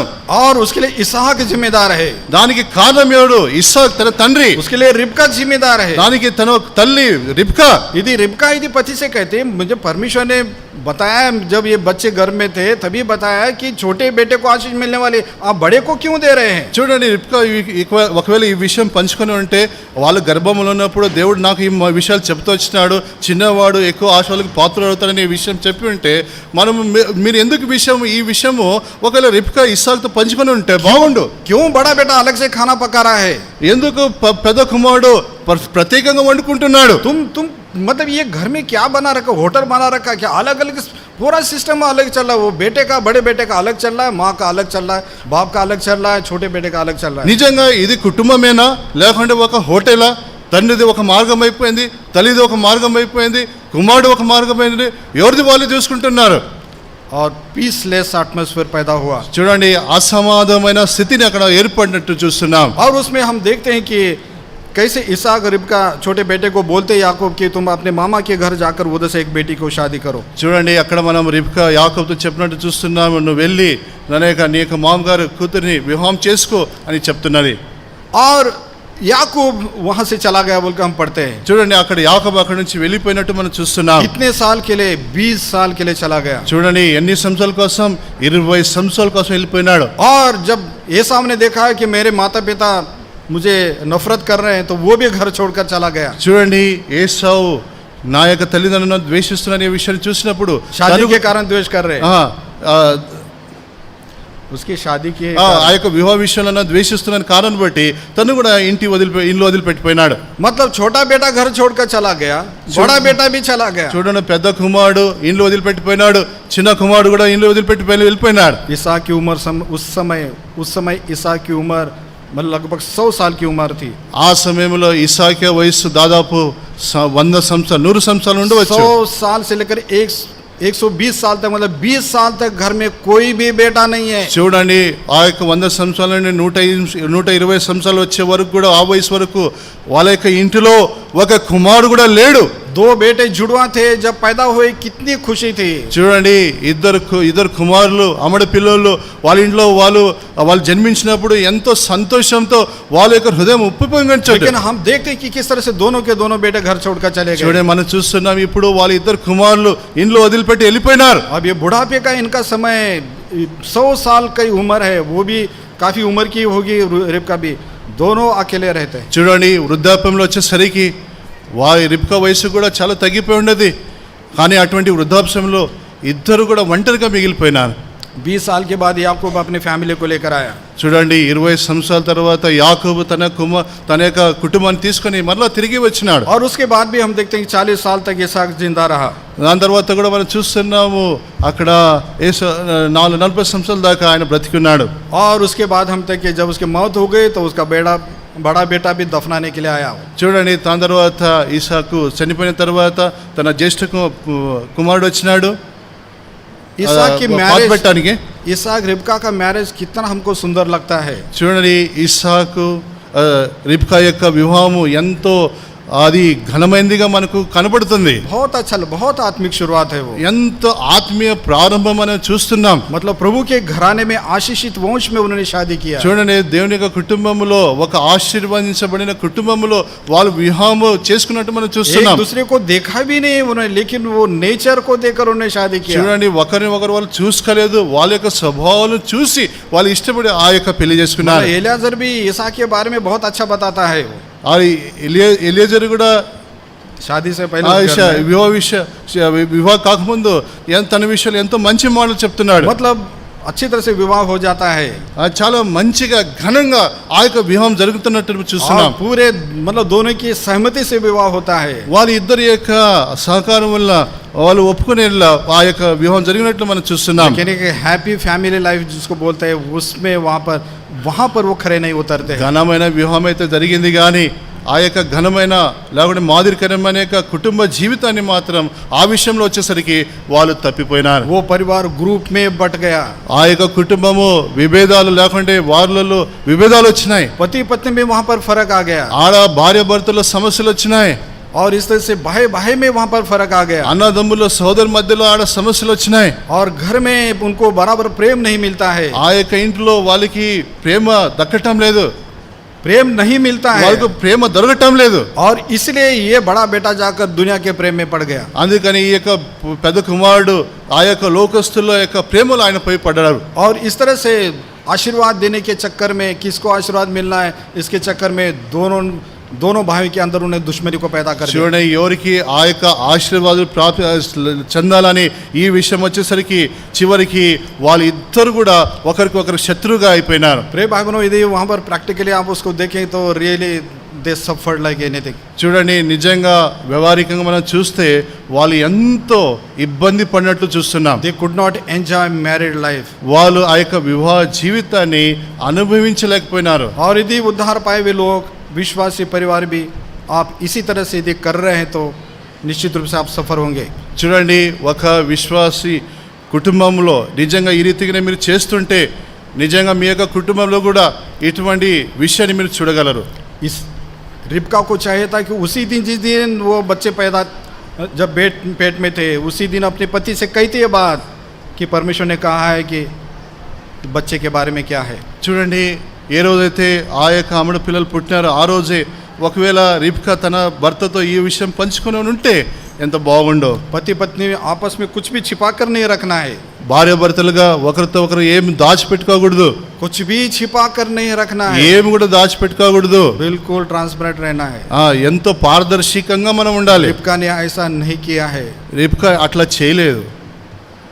या किया है तो उसने माना नहीं है वो, ఒకవేళ చేసి ఉన్నా దాన్ని ఒప్పుకోలే. लेकिन फिर भी हम देखते हैं कि जहाँ पर पति पत्नी अपने अलग private life secret life maintain करते हैं वहाँ पर प्रॉब्लम्स पैदा होती है। చూడే, ఎక్కడైతే భార్య భర్త వాళ్ళ యొక్క వ్యక్తిగతమైన లేకుంటే ప్రైవేట్ జీవితం జీవిస్తారో అక్కడ సమస్యలు इवन ఏర్పడాయి. फोन कॉल भी किसी का फोन कॉल आता है ఒక్క చిన్న ఫోన్ కాల్ వచ్చినా కూడా तो भी उसको छिपा कर नहीं रखना है।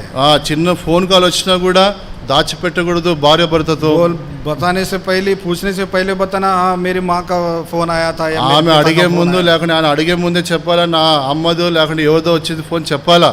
हाँ नहीं तो नहीं करे तो नहीं, आपको क्या पता किसका फोन आया, बोल तो वहाँ पर पक्का प्रॉब्लम आना है उधर। లేకుంటే ఎవరి ఫోన్ వచ్చిందో లేకుంటే సమస్య తప్పకుండా వస్తాయి. बहुत सारे मैरिड लाइफ के बहुत सारी बातें हैं। చూడండి, చాలా వివాహ జీవితంలో చాలా విషయాలు ఉన్నాయి. मैरिड लाइफ ये बहुत अच्छी लाइफ है वो, చూడండి, వివాహ జీవితం ఎంతో మంచి జీవితం అండి. लेकिन परमेश्वर का वचन ही, परमेश्वर के वचन को पढ़ने से हमको मालूम चलता है, దేవుని యొక్క వాక్యము, దేవుని యొక్క వాక్యం చదువుట వల్లనే మనకి ఇదే విషయాలు అర్థమవుతాయి. लेकिन हमारे लिए एक बहुत बड़ी चेतावनी कि इसहाक रिबका का विवाह जरूर आदर्श है, परिवार आदर्श का नहीं है। చూడండి, మనకు అందరికీ కూడా ఎంతో గంభీరమైన ఈ యొక్క హెచ్చరిక ఏంటంటే వాళ్ళ యొక్క వివాహం ఎంతో ఘనమైంది, కానీ వాళ్ళ యొక్క కుటుంబ జీవితము ఘనహీనంగా లేకుంటే ఎంతో అది తప్పిపోయినట్లు మనం చూస్తున్నాం. लेकिन हम प्रार्थना करते हैं सबके लिए और विशेष रूप से इस दूल्हा और दुल्हन के लिए प्रभु आपको एक सुखी परिवार की आशीष दे। ఇక మేము అందరి కోసం ప్రార్థిస్తాం. మరి ప్రాముఖ్యంగా ఇక్కడ ఉండే పెళ్లి కుమారుడు పెళ్లి కుమార్తె వీళ్ళు దేవుడు ఎంతో ఇక సఫలితమైన ఇక కుటుంబం కట్టబడినట్టు దేవుడు వాళ్ళకు సాయం చేయను గాక. उम्मीद करते हैं कि ना केवल आपका विवाह एक आदर्श का परिवार हो बल्कि आपका परिवार भी आदर्श का हो। కోరుకునేది ఏంటంటే మీ యొక్క కుటుంబం, మీ యొక్క వివాహమే మాదిరికరంగా కాకుండా ఘనంగా కాకుండా మీ యొక్క ఈ యొక్క కుటుంబ జీవితం కూడా ఎంతో ఘనంగా మాదిరికంగా ఉండాలని కోరుకుంటున్నాం. प्रभु दया करे, प्रार्थना करें। మనం ప్రార్థన చేసుకుందాం.